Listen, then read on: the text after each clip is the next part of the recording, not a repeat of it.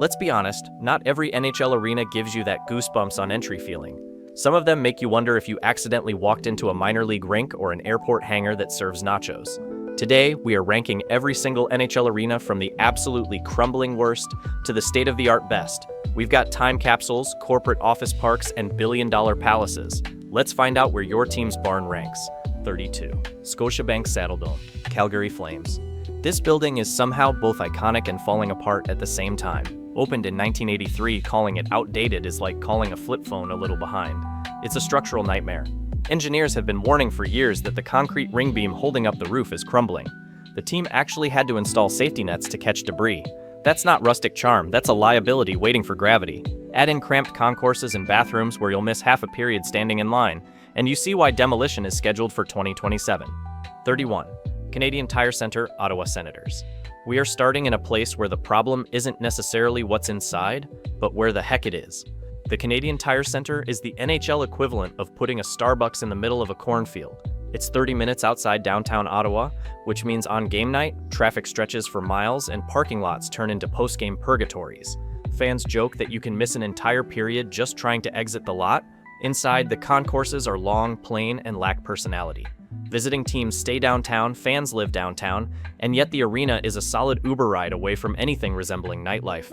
30. Delta Center, Utah Hockey Club. Welcome to the league, Utah. We're glad you're here, but your living situation is complicated. The Delta Center is a basketball arena trying to learn how to be a hockey rink. The sight lines in the lower bowl can be brutal because the geometry wasn't built for a 200-foot ice sheet. You've got seats where you can't see one of the goals without craning your neck. They have renovations planned to fix the vertical seating issues, but for right now, it's a square peg in a round hole. 29. KeyBank Center, Buffalo Sabres. If you asked fans to describe this place in one word, they wouldn't say arena, they'd say time capsule. It feels stuck in the late 90s and not in a cool retro way. We're talking narrow walkways, flickering lights, and rust creeping up the railings. It feels less like a sports cathedral and more like an abandoned mall with ice. The Jumbotron is smaller than some high school scoreboards, and the escalators are so narrow they cause traffic jams. It's a cruel reminder of what Buffalo hockey used to be. 28. Honda Center, Anaheim Ducks. The Honda Center should have aged gracefully, but it looks like a DMV with hockey inside. The architecture screams 1993 corporate office park. Inside, it's beige walls and standard lighting. Functional, but boring. Fans say it feels like watching hockey in a conference center. And the concessions? $10 for water and $20 for beer that tastes like it's been waiting since warm-ups. 27. Amerant Bank Arena, Florida Panthers. The reigning Cup champs deserve better. This arena sits in Sunrise, Florida on the edge of the Everglades, meaning the only fans who find it convenient are retirees who already live nearby. It feels like an expedition to get there. Inside, it's dated decor and poor food quality. It feels better suited for a 1999 mall concert than the Stanley Cup champions. 26. SAP Center, San Jose Sharks. Visual note, the giant shark head descending from the rafters with fog. The shark tank is legendary for one specific thing, that giant shark head entrance with the glowing eyes and the fog. It's arguably the best entrance in sports. But once the adrenaline wears off, you realize the building is nearly 30 years old. While the low ceiling keeps the acoustics deafening, it gets loud in here. The concourses are incredibly tight. Good luck getting a beer during intermission without missing the next face-off. It's a classic, gritty barn vibe sitting right in the middle of high-tech Silicon Valley, which feels like a bit of an oxymoron these days. 25. Wells Fargo Center, Philadelphia Flyers. Visual note, a shot of Gritty banging a drum or harassing a fan. The Fargo is a beast. It's huge, and it feels every bit as imposing as the city it represents. The real attraction here isn't the architecture, which is basically a giant corporate concrete box. It's the hostile atmosphere. The fans are loud, knowledgeable, and famously creative with their profanity. Plus, it's the home of Gritty, the chaotic orange nightmare that has become a global icon. It lacks the fancy architectural quirks of the newer rinks, but it makes up for it with pure, unadulterated intimidation. 23. Enterprise Center. St. Louis Blues. They've poured money into renovations recently, which saved this place from the bottom tier. It feels modern enough, and the location is convenient, but it lacks a wow factor. It's a respectable middle-of-the-road truck stop on our journey. 22. Crypto.com Arena, Los Angeles Kings. Formerly Staples Center. It's iconic, yes, but for a hockey fan, it's a cavern. The lighting is designed for Hollywood drama, dark crowd, bright ice, which is cool, but the suites push the upper deck so high you need oxygen to sit in the nosebleeds. It's prestigious, but generic. 21. Rogers Arena, Vancouver Canucks. Great location, weird vibe, it's a bit sterile. The acoustics can be hit or miss depending on whether the team is winning. It's functional, but for a city as beautiful as Vancouver, the arena is surprisingly utilitarian. 20. UBS Arena, New York Islanders. This is a weird one. The building is brand new and beautiful. Great sightlines, low ceiling for noise, but the location? It's a hike. The parking situation is a headache with shuttle buses, and it lacks the on-top-of-the-action feel of the old Nassau Coliseum. It's a billion-dollar building that feels a bit like it was dropped in a parking lot. 19. Capital One Arena, Washington Capitals. Right in the heart of DC, smack in the middle of Chinatown. The location does the heavy lifting here. You step off the metro and you are literally at the front door. The building itself is definitely showing its age. The concourses are tight and the seating bowl feels a bit generic compared to the newer palaces. But the Rock the Red era proved that this place can get deafeningly loud. It's a classic case of function over form. It's not the prettiest building in the league, but the pre-game energy in the neighborhood saves it. 18. PNC Arena, Carolina Hurricanes. This is the only NHL arena where the tailgating rivals an NFL Sunday. Because they share the massive parking complex with NC State football, the culture here is different. It's barbecue, coolers, and cornhole hours before puck drop.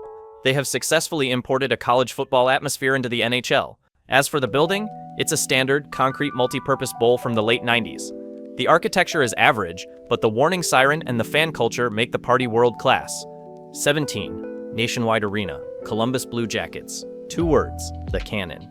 And yes, that 1857 Napoleon replica actually scares the living daylights out of visiting fans, and sometimes the players, every time the Jackets score. It gives this place a distinct identity that most mid-tier arenas lack. Beyond the gimmick, the surrounding arena district is actually one of the best planned sports neighborhoods in the US, with bars and restaurants built around the rink rather than miles away. It's clean, it's loud, and it is criminally underrated. 12. Amalie Arena, Tampa Bay Lightning. They have actual Tesla coils hanging from the ceiling that shoot lightning. That alone puts them in the top half. The Lightning have transformed this into a premier entertainment destination. 11. United Center, Chicago Blackhawks. The Madhouse on Madison. This place is massive. In fact, until the Bell Center expanded slightly, it was the biggest capacity arena in the league. It's famous for the loudest national anthem in sports, where the fans scream through the whole thing.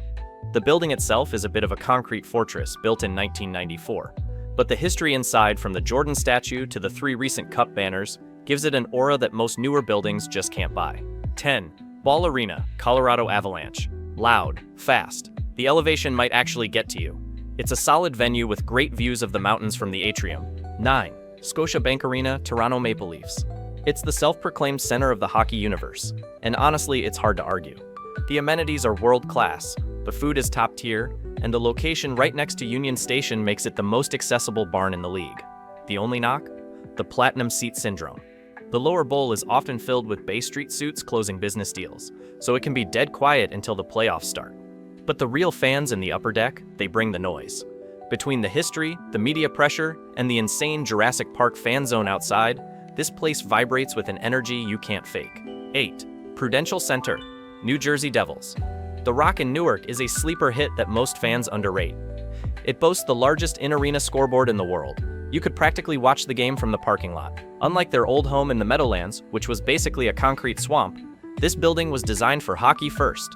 The seating bowl is steep, which traps the noise right on the ice. The sightlines are surprisingly good even in the nosebleeds, and when the Devil's Army gets chanting, the acoustics make it sound like there are 40,000 people in the building. 7. Madison Square Garden, New York Rangers. The world's most famous arena isn't just a marketing slogan, it's a fact. The billion-dollar transformation gutted the place but kept the iconic cable-stayed ceiling that makes the garden feel like a cathedral. The Chase Bridge seats that hang suspended over the ice offer a bird's-eye view you can't get anywhere else. It uses theater lighting, dark crowds, spotlight on the ice, making every game feel like a Broadway premiere. Yes, it's expensive. A beer costs a mortgage payment and a hot dog requires a loan. But there is an aura here that doesn't exist anywhere else. When the goal song hits, the floor literally shakes. 6. Little Caesars Arena, Detroit Red Wings. This is how you do a rebuild. The concourse is actually an indoor street, the Via, with glass roofs. The seating bowl is steep, keeping the noise in. It's the perfect blend of acknowledging Hockeytown history while utilizing modern tech. 5. Bridgestone Arena, Nashville Predators, Smashville. This isn't just a hockey game, it's a honky-tonk on ice. They have a live band stage in the stands. The location is directly on Broadway. You walk out of the arena and into a party. The chant culture here is the best in the US. 4. Climate Pledge Arena, Seattle Kraken. The newest kid on the block is showing everyone else up. It's the first net zero carbon arena in the world. They kept the historic roof but dug down to build the arena underground. It features a living wall of plants and grab-and-go technology where you don't even have to wait in line to pay for your beer. It is the future. 3. T-Mobile Arena, Vegas Golden Knights. It's Vegas, baby. The pregame show is a Broadway production. The sightlines are perfect. The exterior has a massive screen mesh. It's loud, it's obnoxious, and it is incredibly fun. They turned hockey into a spectacle. 2. Rogers Place, Edmonton Oilers. If you want to see where the oil money went, look here. It is massive. The Ford Hall entrance is breathtaking. The scoreboard is the size of a small house. The amenities are 5-star hotel level. It is widely considered the best amenities building in the world right now. 1. Bell Center, Montreal Canadiens. This is the Vatican of hockey. It holds over 21,000 people, the biggest capacity in the league, and yet there isn't a bad seat. The steepness creates a wall of sound that is terrifying for visiting goalies. The food is actually good. Smoked meat sandwiches, anyone? And the pregame torch ceremony will make you cry even if you aren't a Habs fan. But who's really number 1? It's a toss-up depending on what you value. If you want a party, it's Nashville and Vegas. If you want luxury, it's Edmonton. But if you want pure, uncut hockey soul, it's Montreal.